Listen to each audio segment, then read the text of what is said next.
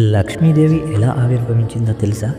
పూర్వం ఒకసారి దుర్వాస మహర్షి ఇంద్రదేవునికి ఒక ప్రసాదాన్ని ప్రసాదిస్తాడు. ఇంద్రదేవుడు ఐశ్వర్యమదంతో ఆ ప్రసాదాన్ని పట్టించుకోకుండా కింద పడేస్తాడు. ఆగ్రహించిన దుర్వాస మహర్షి, నీ ఐశ్వర్యంతో నీకు అంతమనమైతే ఆ ఐశ్వర్యమే నశించుగాక అని చెప్పిస్తాడు. దాని కారణంగా దేవతల ఐశ్వర్యం అంతా నశించసాగింది. వాళ్ళందరూ కళావికారంగా మారిపోతున్నారు. ఏం చేయాలో తెలియక విష్ణుమూర్తి దగ్గరికి వెళ్ళి మొరపెట్టుకుంటారు. శ్రీ మహావిష్ణువు పాలసముద్రాన్ని శివకండి అని చెప్తాడు. దాంతో పాలసముద్రాన్ని శివగడం ప్రారంభిస్తారు.